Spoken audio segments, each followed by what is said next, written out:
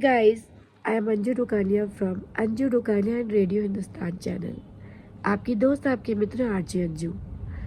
मैं काठमांडू में रहती हूँ और आज हमारे काठमांडू वैली में भूकंप के झटके महसूस हुए सुबह सुबह 6:31 पर भारतीय समय के हिसाब से। जब झटके लगते हैं भूकंप के तो दहशत होती है, हर किसी को होती है दहशत। वैसे आज से ठीक 10 साल पहले भी भूकंप आया था और आफ्टर शॉक इतने सारे आए थे। आप सभी को पता होगा कि इस सदी के बड़े भूकंपों में से एक है नेपाल का वो भूकंप जो 2015 में आया था। 7.8 रेक्टर स्केल का आया था और करीबन 55 सेकंड तक रहा था। बहुत ही क्षति हुई थी जान और माल की। कितनी सारी ऐतिहासिक इमारतें गिर गई थी।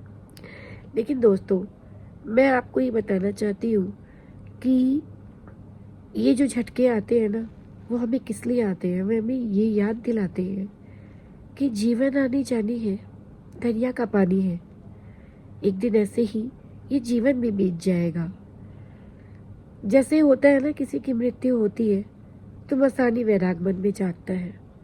बिल्कुल इसी तरीके से जब ऐसी नेचुरल कैलेमिटीज आती है ना मित्रों, तो मन में मसानी वैराग आ जाता है। एक बार हम उस वक्त उनकी भी चिंता करने लगते हैं जिनसे हम कभी बात तक नहीं करते साल में एक बार भी। हाँ, उनके बारे में भी जानना चाहते हैं, उनकी खबर लेना चाहते हैं कि वो कैसे हैं, सब सेफ तो है ना। मुझे लगता है मित्रों कि हमारा अहम हमसे भी बड़ा हो जाता है जब हम किसी से बिल्कुल कांटेक्ट नहीं रखते हैं, किसी की कोई चीज़ पसंद नहीं आती, कोई आदत या कोई बात।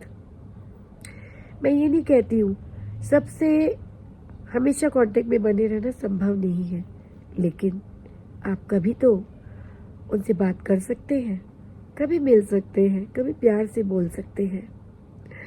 क्योंकि व्यस्तता भरा जीवन तो सबका है, आपका भी है, उनका भी है, पड़ोस में रहने वाली मिसेस शर्मा का भी है और मेरा भी है।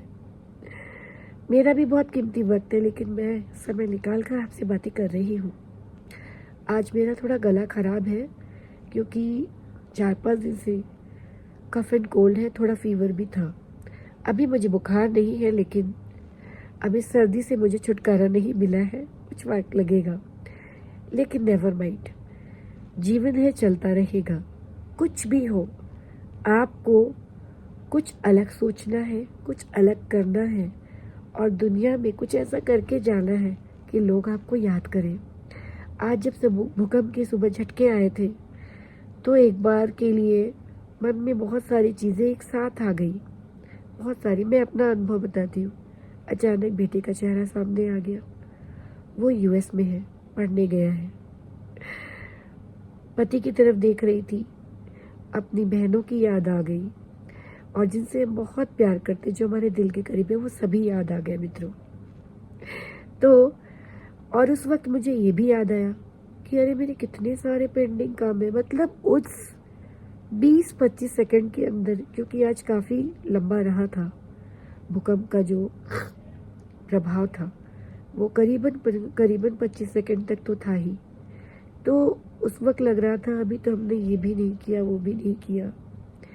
ईश्वर करे हे कान्हा जी, ईश्वर को याद कर रही थी कि सब शांत हो जाए। और जब सब कुछ शांत हो गया तो मन में बिल्कुल शांति आ गई। लेकिन बाद में जब मैं वापस से फ्लैशबैक में गई तो मैंने ये पाया कि मैंने उस 25 सेकंड में कितना कुछ सोच लिया था। उन लोगों को भी याद कर लिया था जिनसे मेरी काफ़ी टाइम से बातचीत नहीं हुई है।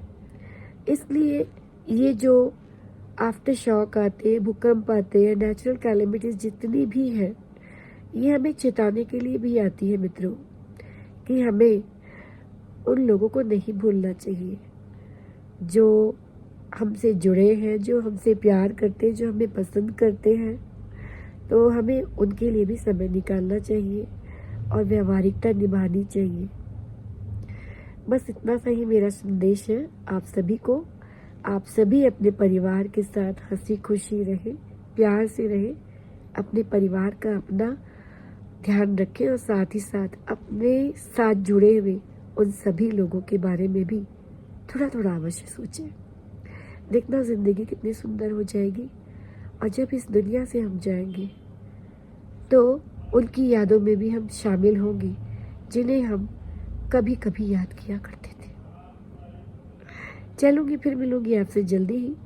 आज अंजू की ओर से आप सभी का दिन शुभ हो, आप सभी की मनोकामनाएं पूरी हो। नमस्कार, जय श्री कृष्ण।